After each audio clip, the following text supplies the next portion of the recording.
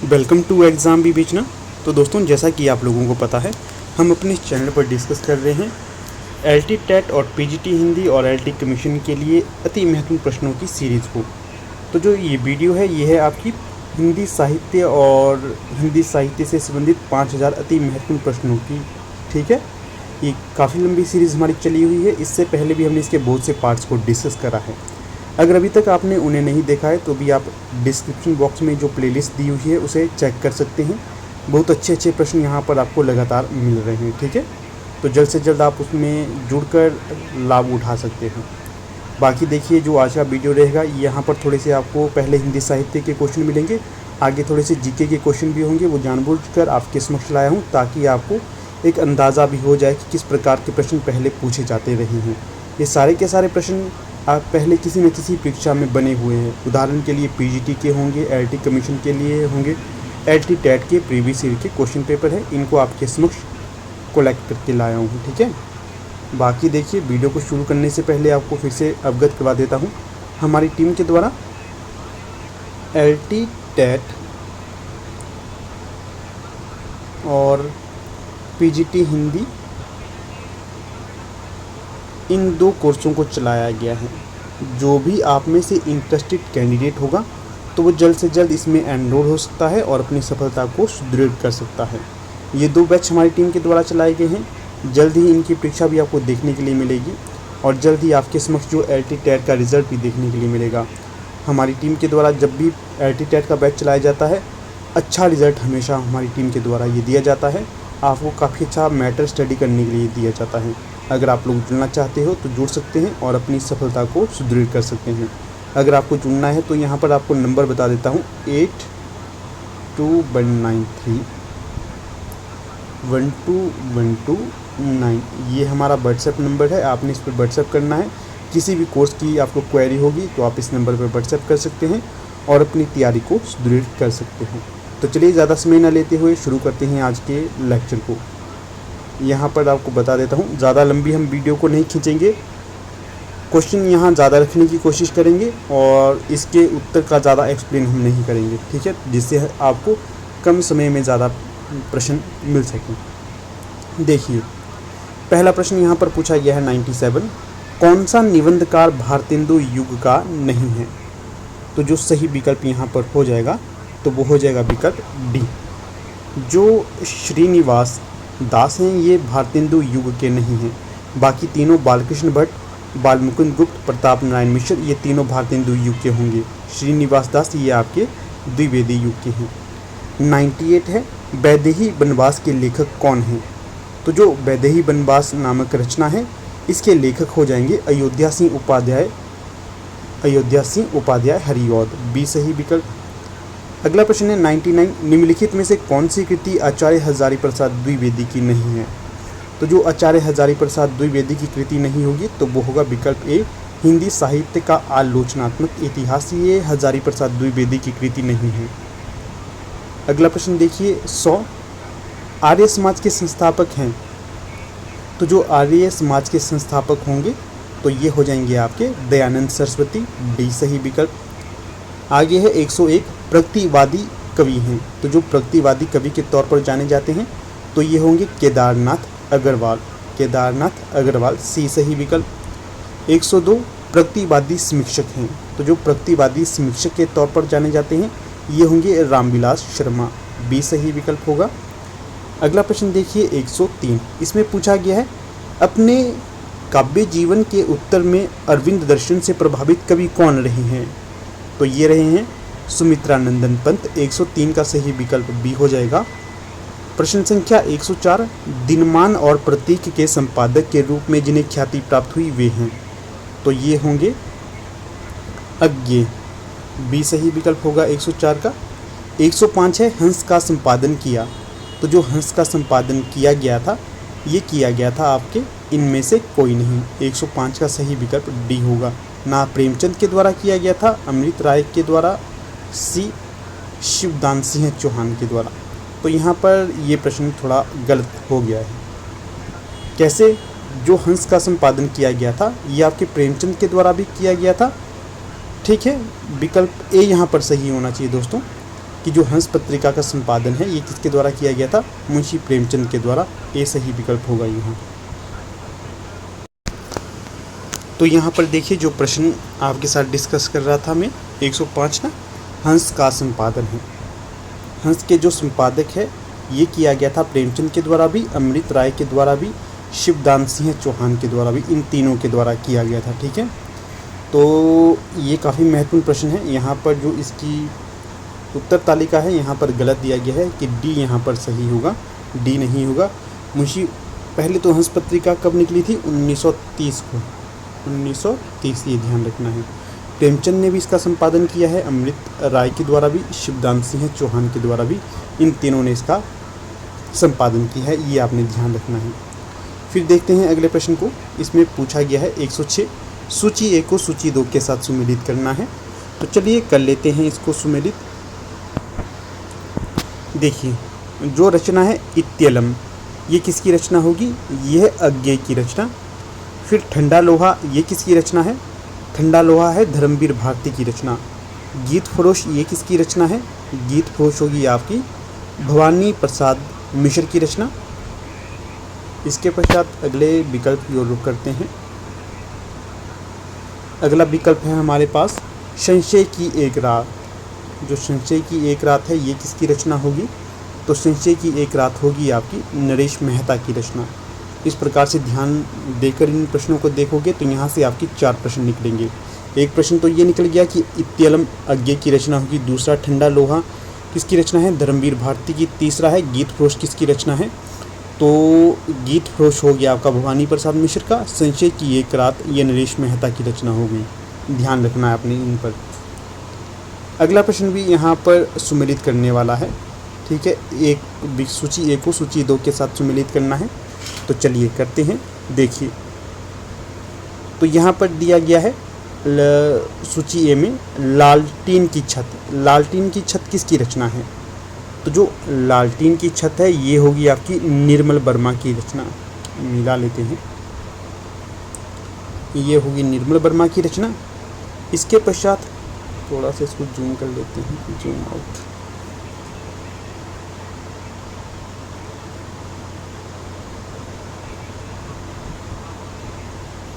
अब देखिए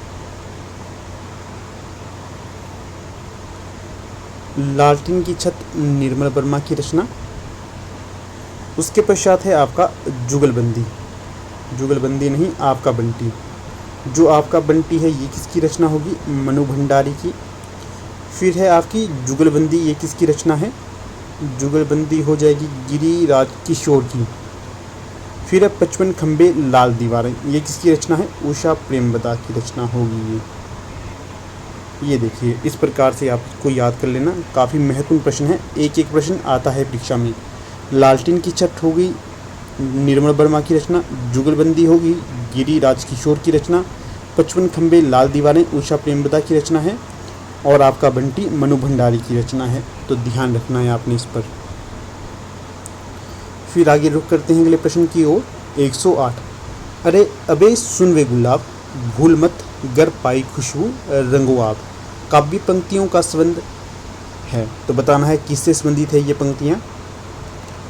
तो जो सही विकल्प हो जाएगा 108 का, तो वो हो जाएगा आपका प्रगतिवादी कविता से संबंधित है, और ये निर्मल नहीं निराला जी की रचना से लिया गया है।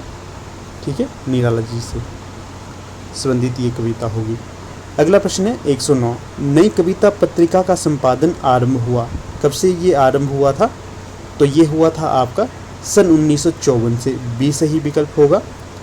अगला प्रश्न देखिए 110, नकेनबाद किस काव्यधारा के लिए प्रयुक्त हुआ था?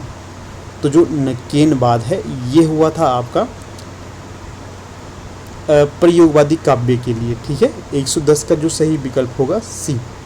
ये भी कई बार पूछा जाता है कि नकेनबाद में कितने कवि शामिल थे? 3 कवि थे। एक है नलिन विरोचन शर्मा, दूसरे केसरी कुमार, तीसरे होंगे नरेश कुमार। अगला प्रश्न है 111, इतिवृत्तात्मकता किस काव्य युग की प्रमुख विशेषता है? तो ये होगी द्विवेदी युग की, सही विकल्प बी। फिर अगला प्रश्न देखिए 112, छायावाद स्थूल के प्रति सूक्ष्म का विद्रोह है, ये कथन किसने कहा? प्रस्तुत कथन कहा गया था डॉक्टर नगेंद्र के द्वारा, सी सही विकल्प।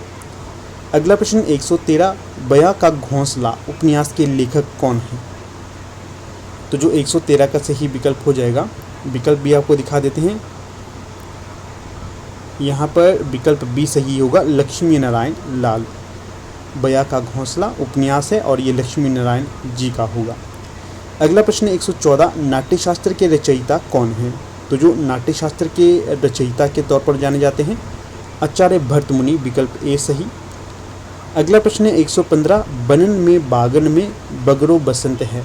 पद्माकर की इस पंक्ति का अर्थ शब्द की किस शक्ति से ग्रहण किया गया है?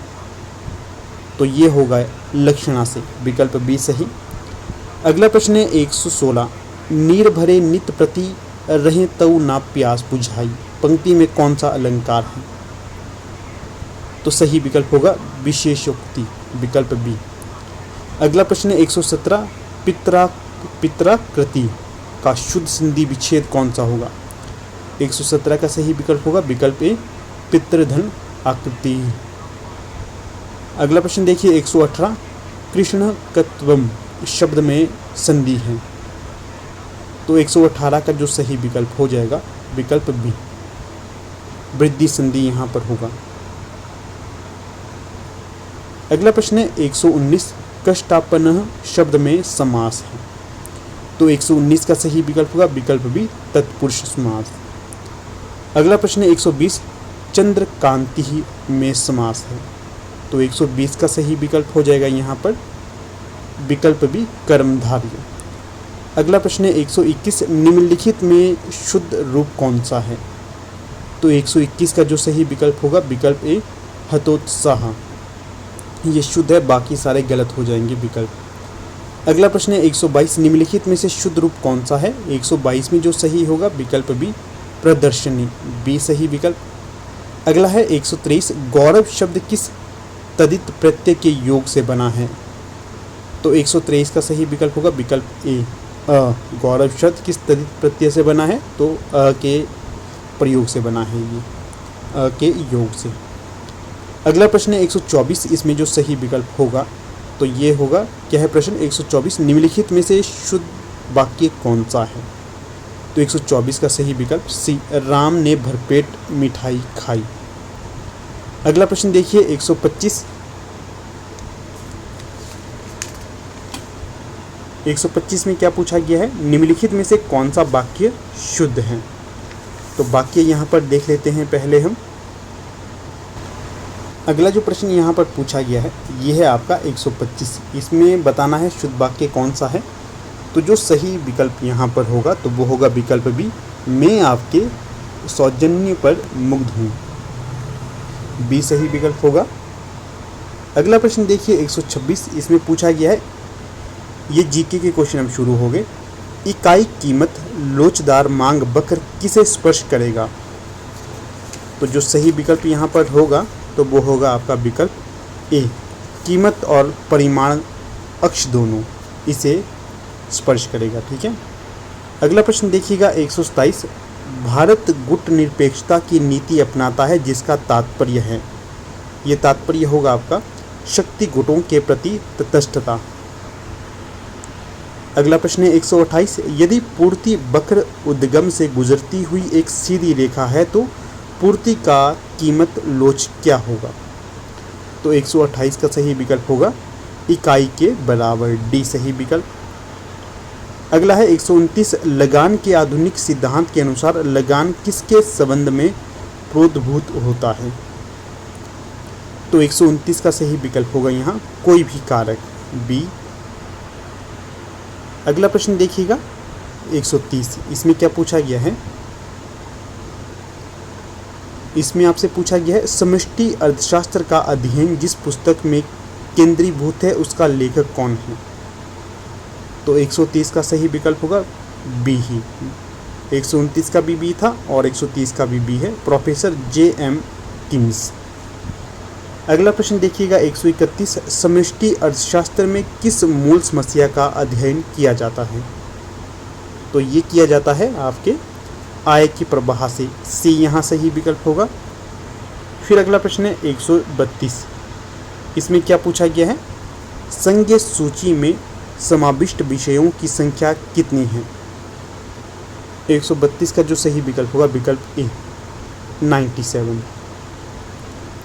फिर देखिए जो यहाँ पर प्रश्न था 133, पौंडुचेरी का वह फ्रांसीसी राज्यपाल कौन था जिसने फ्रेंच कंपनी को एक शक्तिशाली कंपनी बनाने का प्रयास किया था। तो जो यहाँ पर 133 में सही होना था तो वो होना था विकल्प डी। क्या नाम था उसका, तो उसका नाम था डुप्ले। ठीक है, याद रखिएगा नाम डुप्ले पूछा जा सकता है, जीके का स्टैटिक जीके का प्रश्न बन सकता है ये। तो देखिए दोस्तों कुछ इस तरह से आज का ये हमारा लेक्चर था।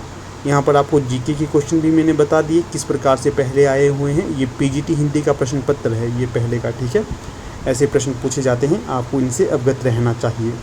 बाकी देखिए वीडियो को समाप्त करने से पहले फिर से आपको अवगत करवाऊंगा, अगर आप में से कोई भी आपके नियर डियर हों जो पीजीटी हिंदी या फिर एलटी टेट की प्रिपरेशन करना चाहते हैं तो वो हमारे साथ जुड़ सकते हैं और अपनी सफलता को सुदृढ़ कर सकते हैं।